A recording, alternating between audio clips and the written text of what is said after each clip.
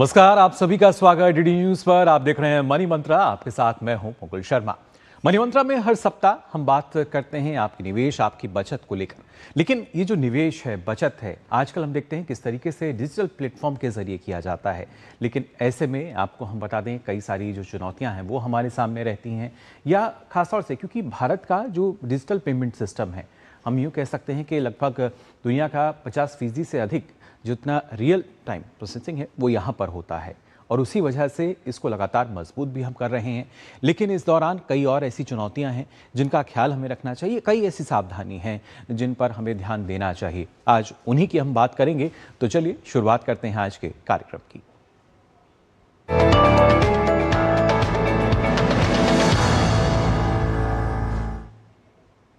जी हाँ, आज हम बात कर रहे हैं स्मार्ट पेमेंट, स्मार्ट सिक्योरिटी। जब हम स्मार्ट पेमेंट को देखते हैं तो उसके साथ साथ ये ज़रूरी हो जाता है कि उसकी जो सुरक्षा है, जो सिक्योरिटी है, वो भी स्मार्ट होनी चाहिए। और आज जब हम ना सिर्फ फिनटेक की बात करते हैं, एआई की दुनिया की बात करते हैं, तो ये और भी ज़्यादा ज़रूरी हो जाता है। लेकिन कैसे? जो डिजिटल पेमेंट की जब हम बात करें, वहाँ पर यूपीआई की पहले अगर बात की जाए, जिसके ज़रिए ज़्यादातर लेन देन जो है हम रोज़ाना करते हैं, उसके बारे में थोड़ी सी और जानकारी आपको दे देते हैं। किस तरीके से जो यूपीआई है वो डिजिटल पेमेंट की रीढ़ बनता हुआ नज़र आ रहा है। आज आप वर्ष 2025 की अगर बात की जाए तो जो कुल ट्रांजैक्शन है वो 228 अरब से अधिक दर्ज की गई है। अंदाज़ा आप लगा सकते हैं किस तरीके से जो ट्रांजैक्शन है वो बढ़ता हुआ नज़र आ रहा है। और इसके साथ साथ अगर बात करें 2025 में कुल लेन देन जो है, जो ट्रांजैक्शन हुई है, उसमें करीब 300 लाख करोड़ से अधिक का रहा है ये लेन देन। और हर साल हम देख पा रहे हैं ये जो आंकड़ा है वो बढ़ता हुआ नजर आ रहा है। और 300 लाख करोड़ का जो आंकड़ा है अब तक का सबसे बड़ा वार्षिक आंकड़ा, यानी साल दर साल जब हम बात करते हैं सबसे अधिक ये दर्ज किया गया है। और खासतौर से दिसंबर 2025 की हम बात करें तो औसतन करीब 69 से 70 करोड़ ट्रांजैक्शन रोजाना थे, यानी प्रतिदिन इतने ट्रांजैक्शन जो हैं वो लगातार हो रहे थे।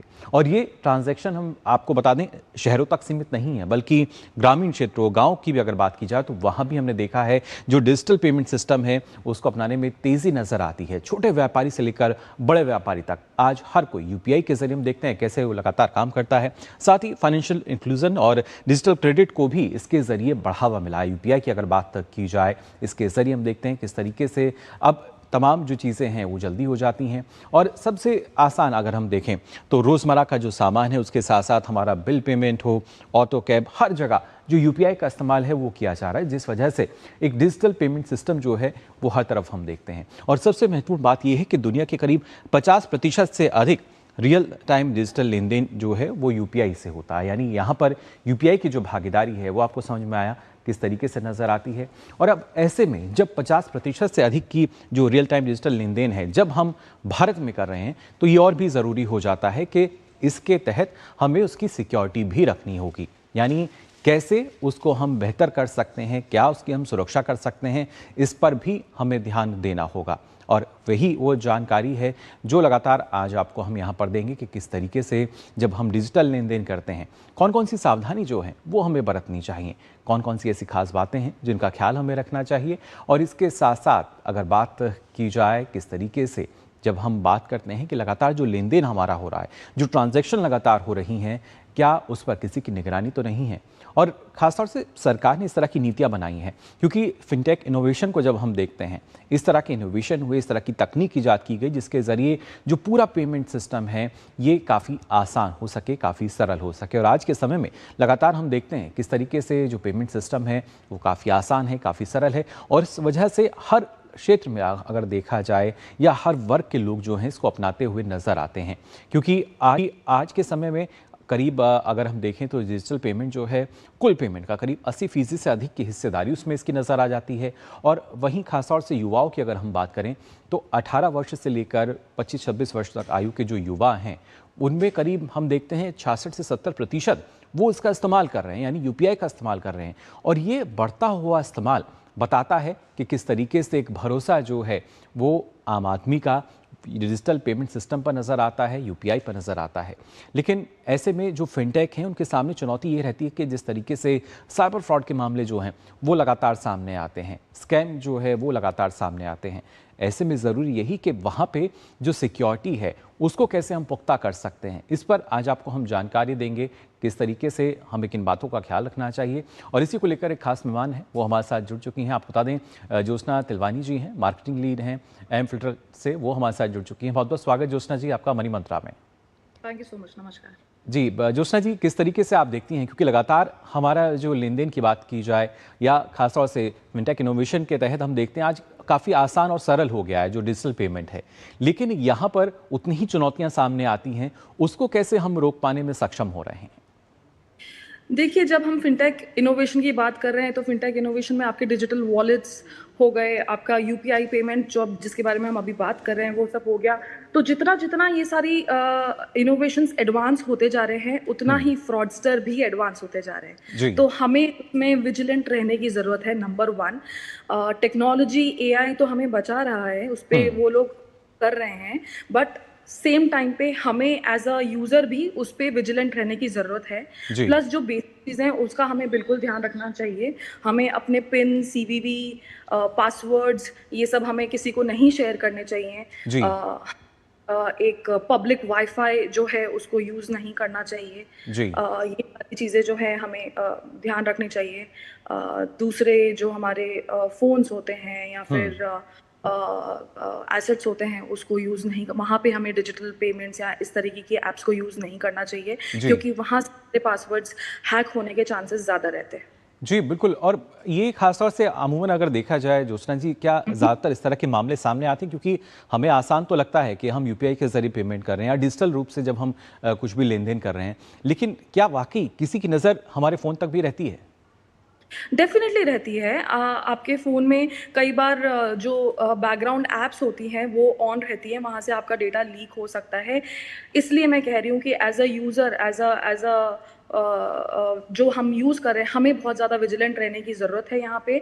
नंबर 2, एआई जो है वो रियल टाइम पैटर्न्स जो होता है उसको ऑब्ज़र्व करता है, हुँ। बट बॉट्स जो हैं अब उसको भी फेक करने लग गए हैं, बिकॉज़ जैसा मैंने कहा बॉट्स भी बहुत एडवांस हो गए हैं। जी। सो हमें वहाँ विजिलेंट रहने की ज़रूरत है, हमें अपने फ़ोन्स को, अपने एसेट्स को सिक्योर रखने की ज़रूरत है।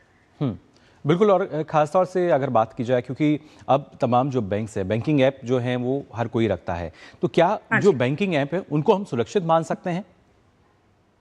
देखिए, अगर वो आरबीआई रजिस्टर्ड बैंक है, तो वो काफ़ी हद तक सुरक्षित है। जी। बट अगर आपका फ़ोन हैक हो चुका है, अगर आपके फ़ोन में मैलवेयर है, अगर आपके फ़ोन या आपका जो नेटवर्क है वो कॉम्प्रोमाइज़्ड है, जी। तो ये आपके साथ फ्रॉड होने के चांसेस होते हैं कई बार। जी, बिल्कुल। लेकिन ऐसे में, क्योंकि स्मार्ट पेमेंट तो हम सभी जान रहे हैं, लेकिन अगर इस तरह की स्थिति बनी हुई है, तो कैसे जो हमारा फ़ोन है, उसको हम सिक्योर कर सकते हैं? कोई इस तरह की टिप्स अगर आप हमारे दर्शकों को बताना चाहें? अगेन जो सिंपल सिंपल चीज़ें हैं, छोटी-छोटी चीज़ें जिन्हें हमें ध्यान में रखना चाहिए, जैसे कि हमें पब्लिक वाईफ़ाई यूज़ नहीं करना चाहिए, हमें कॉम्प्रोमाइज़्ड नेटवर्क्स को या जो जो अननोन नेटवर्क्स हैं, उसमें अपने हमें यूज़ नहीं करना चाहिए। हमें कोई इर्रेलेवेंट ऐप्स जो हैं, जी। जो कि थोड़ी कॉन्ट्राडिक्टरी हैं, हमें उनको इंस्टॉल नहीं करना है हमारे फ़ोन पे। जी। कई तरीके के गेम्स अवेलेबल होते हैं, जिनको कई बार हम नोइंगली अननोइंगली उसको डाउनलोड कर लेते हैं, हुँ। जिसकी वजह से हमारा सारा डेटा कॉम्प्रोमाइज़ हो जाता है। जी। तो वो सब ऐप्स को डाउनलोड करने से पहले हमें बहुत अच्छे से सारे टर्म्स एंड कंडीशंस पढ़ने हैं। हमें देखना है कि वो ऐप्स कितनी लेजिटिमेट हैं, जी। कितनी रियल हैं। हुँ। सो ये सब चीज़ें हम सतर्क रह के ही अपने आप को बचा सकते हैं। जी, बिल्कुल। और किस तरीके से देखिए जो बचाव है और बेहतर हो सकता है, इस पर जानकारी देने के लिए अमित दुबे जी भी हमारे साथ जुड़ चुके हैं, साइबर सुरक्षा विशेषज्ञ हैं। अमित जी, बहुत-बहुत स्वागत आपका मनी मंत्रा में। आप किस तरीके से देखते हैं, क्योंकि जितना-जितना हम कह सकते हैं आसान और स्मार्ट पेमेंट सिस्टम बन रहा है, उसी तरीके से चुनौतियाँ जो हैं वो भी अब सामने आती हैं। एआई जो है हालाँकि काफ़ी मददगार भी हो रहा है, जो बैंकिंग ऐप्स है उसमें हम देखते हैं कैसे इसका लाभ मिलता है।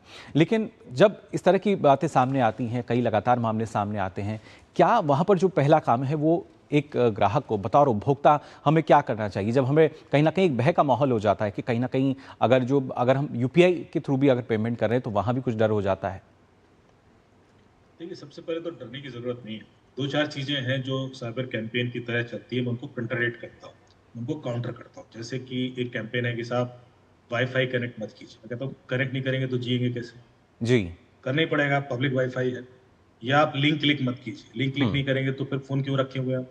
जी तो क्लिक करना पड़ेगा। जी फिर आता है कि साहब पासवर्ड बहुत कॉम्प्लिकेटेड कर लीजिए। जी पासवर्ड कॉम्प्लिकेटेड हो उसके बावजूद सिर्फ ओटीपी से पैसे भी निकले हैं। तो देखिए कुछ चीजें सिंप्लीफाई करने की जरूरत है। पहला, हम्म हमें प्रोएक्टिव जांच की जरूरत है।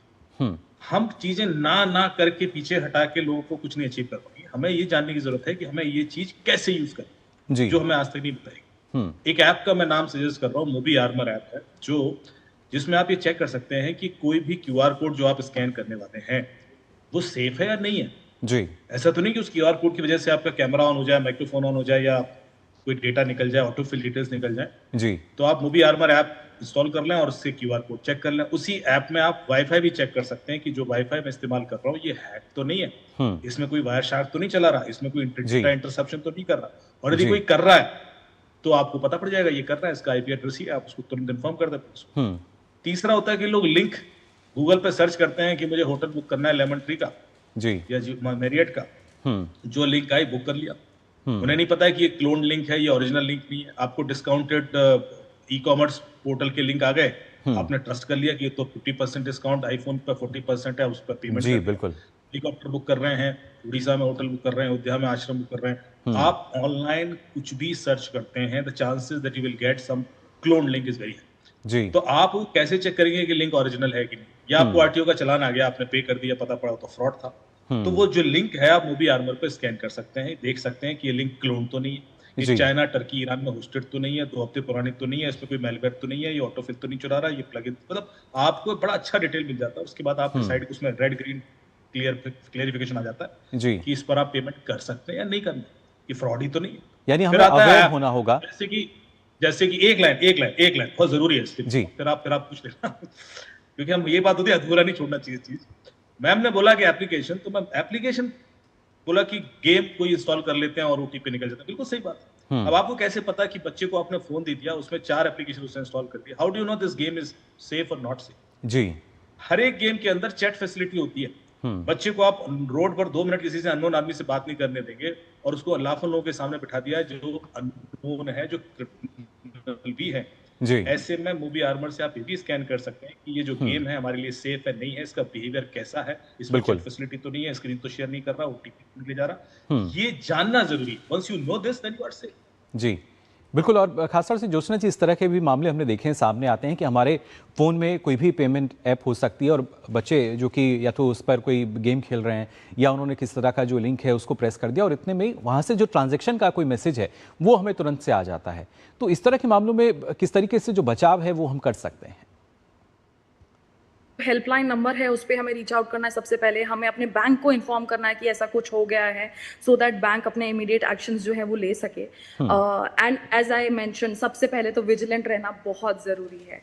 अगर हम विजिलेंट रहेंगे तो ये सब चीज़ें हम अवॉइड कर सकते हैं। जी बिल्कुल। और ना सिर्फ हमें जो अवेयर है वो भी रहना होगा, लेकिन खासतौर से अमित जी अगर देखा जाए, क्योंकि ज़्यादातर यूपीआई पेमेंट की जब हम बात करते हैं तो क्यूआर कोड के ज़रिए हमने देखा है ज़्यादातर पेमेंट्स जो हैं आज के समय में हम लोग करते हैं, फिर चाहे हमारे तमाम दर्शकों में से हों या मैं अपनी भी बात करूं।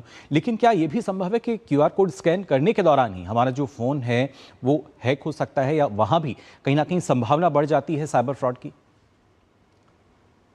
बिल्कुल बिल्कुल होता है। देखिए इसीलिए मैंने आपको पहले ही सोल्यूशन दे दिया। और क्यूआर कोड आजकल हम बहुत पर्पज से यूज करते हैं। विजिटिंग कार्ड एक्सचेंज है, क्यूआर कोड है।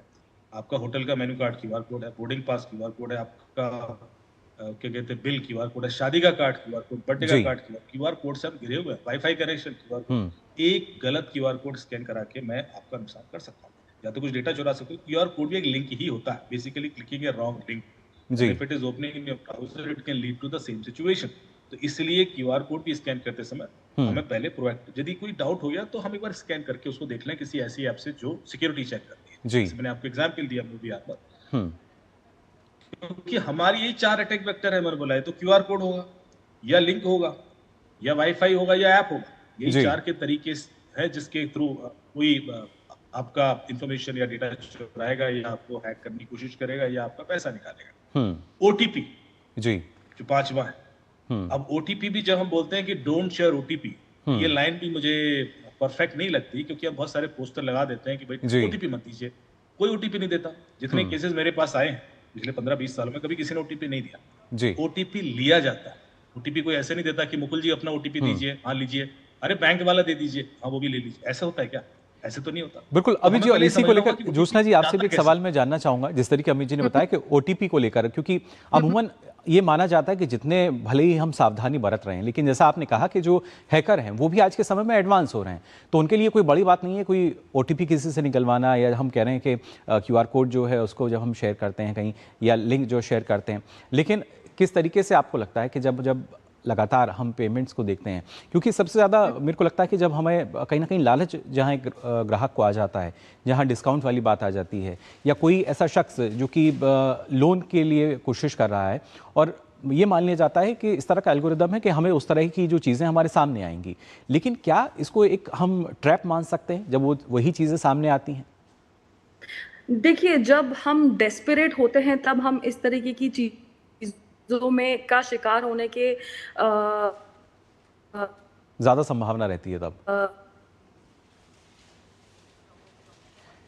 जी, बिल्कुल। तो ये देखिए तमाम मुख्य बातें हैं जिनका ख्याल हमें रखना चाहिए।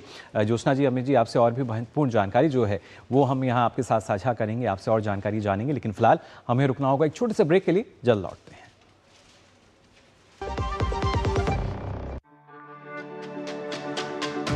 मेरी पसंद, मेरी पसंद,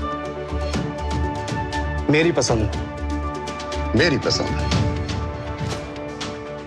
हमारी पसंद।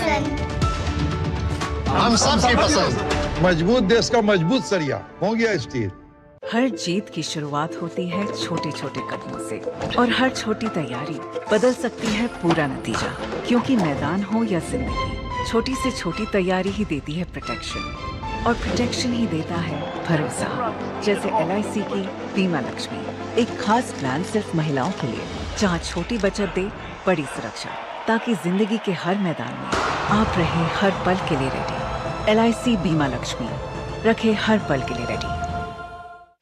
Video call. मैं सीनियर इंस्पेक्टर काली पहाड़ी चौकी से। यस। आपके पार्सल में ड्रग्स मिले हैं। ड्रग मैंने आपको अरेस्ट किया जाता है। यदि बचना चाहते हो तो 2 लाख रुपए। ये फोन पे कौन अरेस्ट करता है? तुम पुलिस नहीं है, और हम गोगा मतलब मूर्ख नहीं है। UPI कहता है, अगर कोई नकली पुलिस बन के आपको भी कॉल करे और डराए तो कहो मैं मूर्ख नहीं।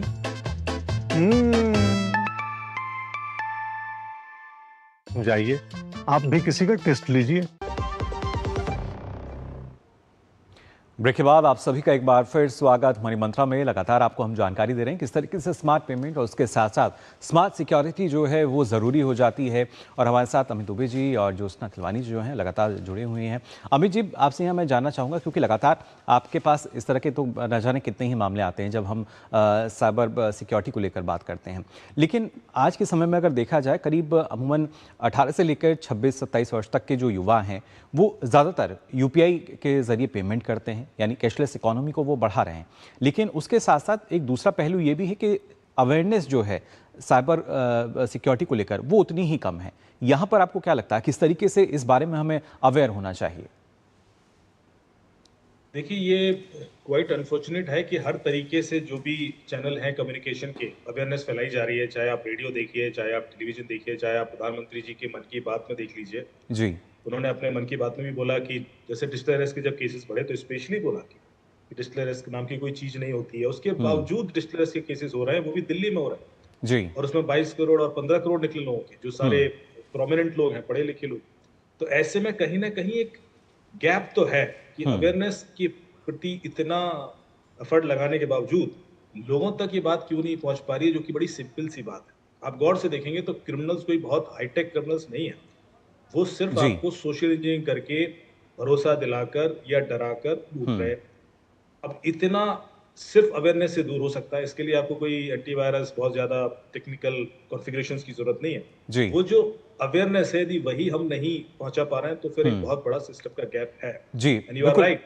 और मेरे ख्याल से ज्योत्सना जी भी इस बात का जिक्र कर रही थी कि हमें अवेयर तो हम हो जाते हैं, लेकिन इसके साथ साथ ज्योत्सना जी टेक्निकल तौर पर अगर देखा जाए, क्या कुछ ऐसे स्टेप्स हैं जो हमको लेने चाहिए, या इस तरह का कोई चेकलिस्ट हम देख सकते हैं कि जब भी हम कुछ पेमेंट कर रहे हैं उससे पहले या उसके बाद किन बातों का ख्याल रखें? क्योंकि आरबीआई की गाइडलाइंस की बात की जाए वो लगातार पुख्ता हो रही हैं, सरकार की नीतियां काफ़ी बेहतर हुई हैं, यूपीआई की भी अगर बात की जाए लगातार कोशिश यही है कि कैसे इसको हम दुरुस्त कर सकते हैं, लेकिन उसके बावजूद भी अगर इस तरह के मामले आते हैं तो क्या कुछ आपकी तरफ से यहाँ पर राय रहेगी?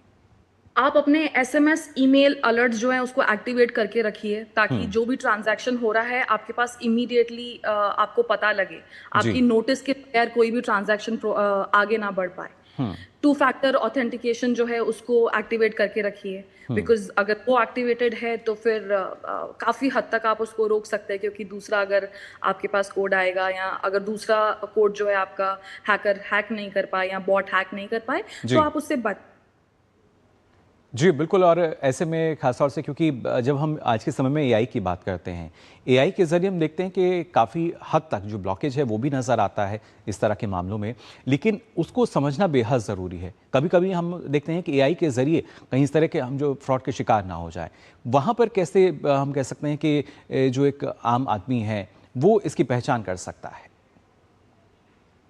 देखिए, जो हमारे लिंक्स होते हैं आप उसको अगर चेक करेंगे तो वो HTTPS जो है वो, और आगे के जो टेल होती है लिंक की, आप उसको चेक कीजिए कि वो एक सही लिंक है कि नहीं है, तभी आप उस पर कीजिए। ठीक है, ऑफ कोर्स जैसे कि मैंने बताया, जैसे जैसे टेक एडवांस होता जा रहा है, बॉट्स फ्रॉडस्टर्स भी एडवांस होते जा रहे हैं, तो वो अगर अपना एडवांसमेंट दिखा रहे हैं तो आप भी उसी तरीके से एडवांस होइए, पढ़िए। वैसे काफ़ी कुछ इन्फॉर्मेशन अवेलेबल है, काफ़ी कैंपेन्स भी चल रही हैं लोगों को एजुकेट करने के लिए है, बट फिर भी छोटा गैप है मार्केट में, और वो इन सब चीज़ों से सतर्क रह के ही आपको पता चल सकता है। प्लस मैंने ये भी देखा है, ऑब्जर्व किया है कि रूरल एरियाज में डिजिटल लिटरेसी की काफ़ी कमी है, तो हमें ये जो नॉलेज है ये वहाँ तक भी पहुँचानी है, सो दैट जो ग्रामीण क्षेत्र के लोग हैं वो भी इस चीज़ से साझा रहें कि हम किस तरीके से अपना हार्ड अर्न्ड मनी जो है उसको बचा सकते हैं, उसको सेफ रख सकते हैं। जी बिल्कुल, तो बेहद ज़रूरी, क्योंकि वहाँ भी हम देखते हैं किस तरीके से जो यूपीआई का इस्तेमाल है लगातार होता हुआ नज़र आता है। और ऐसे में अम्मी जी, क्योंकि ना सिर्फ ग्रामीण क्षेत्रों की बात की जाए, सरकार की नीतियाँ हम देखते हैं काफ़ी प्रभावशाली नज़र आती हैं। एआई समिट हमने देखा अभी, और उसमें कौशल रथ के तमाम पहलू भी हमने जाने, जिससे ग्रामीण क्षेत्रों में लगातार एक फाइनेंशियल अवेयरनेस जो है वो नज़र आती है। लेकिन इस तरह के मामलों में क्या माना जाए, क्या खास एक ऐसा वर्ग है जिसे टारगेट किया जाता है? देखिए, पहले तो ये चीज से मैं इत्तेफाक नहीं रखता कि ग्रामीण क्षेत्रों और रूरल में और अर्बन में अंतर है। एक्चुअली ज्यादा अर्बन के लोग लुट रहे हैं। जो मेरे पास केसेस हैं वो सारे पढ़े लिखे वो लोग ज्यादा लुट रहे हैं, गरीब लोग कम लुट रहे हैं। आपने कोई केस देखा ऐसा कि किसी रिक्शे वाले ने कहा कि मैं डिजिटल अरेस्ट का शिकार हुआ और 750 रुपए निकल गए? जी, ऐसा नहीं होता। तो पहले तो जो हमारे गैप्स है ना सिस्टम में, वो क्लियर करना चाहिए। दूसरा, जो आपने एआई की बात की कि एआई से कैसे बचे, एआई से बिलीव दिलाना या विश्वास दिलाना आसान होता है। अभी एक वीडियोस हुआ बजट के पहले, हमारे ऑनरेबल फाइनेंस मिनिस्टर का ही किसी ने फेक वीडियो बना के डाल दिया कि 25,000 दीजिए 4.5 लाख मिल जाएंगे आपको, उन्हीं की आवाज में बिल्कुल परफेक्ट। और ऐसे वीडियो से बचना। सचिन तेंदुलकर का वीडियो डाल दिया, विराट कोहली का डाल दिया, प्रोडक्ट बेच रहे हैं लोग, फर्जी चीजें इन्वेस्टमेंट करा रहे हैं, गेमिंग करा रहे हैं, बैटिंग करा रहे हैं, इसमें लोग लुट रहे हैं। तो एआई का जो मिस इंटरप्रिटेशन हो जाता है एआई की वजह से, या मिस इन्फॉर्मेशन फैलती है, वो बड़ी खतरनाक है। जी, दूसरा जो लिंक का बात है कि HTTPS और HTTP, आजकल क्रिमिनल HTTPS ही यूज करते हैं, कोई क्रिमिनल HTTP अब यूज नहीं कर रहा, वो सारे बहुत एडवांस हो चुके हैं। जी, तो अभी वो सारी चीजें इफेक्टिव नहीं रह पाती। आपको थोड़ा सा जो कॉन्शियसनेस की बात कर रहा हूँ, क्या तो स्कैन कीजिए वो लिंक, या थोड़ा जानिए उसके बारे में। जी, सिर्फ देखिए। अभी मेरे पास फेसबुक का एक लगातार नोटिस आ रहा है, उसमें आ रहा है कि आप जीवन भर के लिए ब्लू टिक मिल जाएगा आपको, ये कैंपेन चल रहा है। आप उसका मेल देखिए कहां से आ रहा है, तो facebook.com से ही आ रहा है। जी, उसके बाद अंदर जब मेल देखेंगे तो पता पड़ेगा कि कोई फिशिंग लिंक है। अब चूंकि मुझे पता है, मैंने स्कैन कर लिया, मुझे समझ में आ गया, लेकिन यदि कोई आदमी नॉर्मली ऐसी मेल देखेगा तो देखा मेल कहां से रहा है, जी, facebook.com से आ रहा है, विश्वास करके आगे बढ़ जाएगा, लूट और हैक हो जाएगा। और लगातार हैक हुए लोगों के सोशल मीडिया इन्फ्लुएंस। तो यानी क्यों आ रहा है ये मैंने इन्वेस्टिगेट किया, मैंने कहा फेसबुक से कैसे आ सकता है। जी, तो होता क्या है कि फेसबुक का जो बिजनेस अकाउंट है उसमें नोटिफिकेशन के लिए एक प्रोविजन है, जहां पर आप नोटिफिकेशन भेज सकते हो अपने यूजर्स को। वो नोटिफिकेशन का ईमेल है जिसमें कंटेंट चेंज करके लोग अपनी फिशिंग ईमेल डाल देते हैं। जी, अब ये ऐसी मोडस ऑपरेंडीज हैं जो लोगों को जब तक नहीं पता होगी तब तक वो फंसते रहेंगे। ऐसी एक और मोडस ऑपरेंडी थी मेरे पास। अभी नागपुर कमिश्नरेट में मैं ट्रेनिंग देने गया सर, तो वहां पर पुलिस मेरे संग बैठ गई कि भाई जो अभी लेटेस्ट केसेस आ रहे हैं जरा डिस्कस कर लेते हैं। तो उन्होंने बताया कि अभी क्या हो रहा है कि फोन चोरी होता है और 15 मिनट में सारे पैसे निकल जाते हैं। मैंने कहा ऐसे कैसे हो सकता है? बोले हाँ, आईफोन में भी हो जाता है। आईफोन चोरी होगा तो पहले उसका पासपोर्ट चाहिए, फिर यूपीआई पिन चाहिए, फिर ही तो पैसे निकलेंगे। बोले नहीं साहब, 15 मिनट में निकल जाते हैं, आप लॉग देख लीजिए। मैंने एनपीसीआई का लॉग देखा तो बिल्कुल सही बात थी, फोन चोरी हुआ, उसके 15 मिनट बाद फटाफट पैसे निकल गए जी। अब हमने रिसर्च की कि भाई ये कैसे हो सकता है, तो हमें मोडस ऑपरेंडी पता पड़ा। अब ये मोडस ऑपरेंडी समझिए, जो जानना बहुत जरूरी है। आपको पता होना चाहिए कि जो यूपीआई पेमेंट है वो कीपैड फोन से भी हो सकता है, जो फीचर फोन होते हैं उनसे भी हो जाता है। आप अपने किसी भी फोन से, स्मार्टफोन से या फीचर फोन से *99# डायल करेंगे तो यूपीआई का मेनू कार्ड खुल जाता है। बिल्कुल। और उसके बाद उसमें आप सेंड मनी, रिसीव मनी के ऑप्शंस आते हैं, आप पेमेंट कर सकते हैं। तो यदि आपका आईफोन चोरी हुआ, किसी ने सिम निकाला, दूसरे फोन में डाला, *99# डायल किया, तो वो यूपीआई पेमेंट तक पहुंच जाएगा। लेकिन उसको आपका यूपीआई पिन चाहिए पड़ेगा, बिना यूपीआई पिन के नहीं कर सकता। बिल्कुल। आप पूछेंगे भाई यूपीआई पिन कैसे मिलता है उसको? ऐसी महत्वपूर्ण बातें हैं। सुन लीजिए सर, सुन लीजिए, बहुत जरूरी बात। अब उसको पता कैसे पड़ेगा कि यूपीआई पिन कैसे चाहिए? तो यूपीआई पिन के लिए आप जब *99# आपने डायल किया तो लास्ट का जो ऑप्शन आता है वो यूपीआई पिन रीसेट का ही आता है जी। तो वो रीसेट कर, अब आप बिल्कुल। तो वहां से भी देखिए इस तरह की जो पूरा पता होगा ना, आदमी मानेगा नहीं और फिर वो फंसेगा। इसीलिए मैं पूरा बताना चाहता हूं जी। बिल्कुल। अभी जिस समय की हमारे पास थोड़ी सी कमी है, इस वजह से संक्षिप्त में आपसे हमने यहाँ जानकारी ली। साथ ही ज्योत्सना जी, आपका भी बहुत बहुत धन्यवाद। अभिजीत, आपका भी धन्यवाद इतनी महत्वपूर्ण जानकारी हमारे दर्शकों के साथ साझा करने के लिए। तो आज के समय में अगर देखा जाए, ना सिर्फ स्मार्ट पेमेंट सिस्टम हमारे पास है, लेकिन ज़रूरत यही है कि वहाँ पर जो सिक्योरिटी है वो भी स्मार्ट हो। जो हैकर्स हैं या साइबर फ्रॉड जो कर रहे हैं वो भी स्मार्ट हो रहे हैं, लेकिन उनसे ज़्यादा स्मार्ट हमें बनना होगा। ना सिर्फ अवेयर होके, बल्कि जो तकनीक है उसको अच्छे से जान के, समझ के और फिर उसका उपयोग करके। तो फिलहाल अभी के लिए मनी मंत्र में बस इतना ही। दीजिए अनुमति। नमस्कार।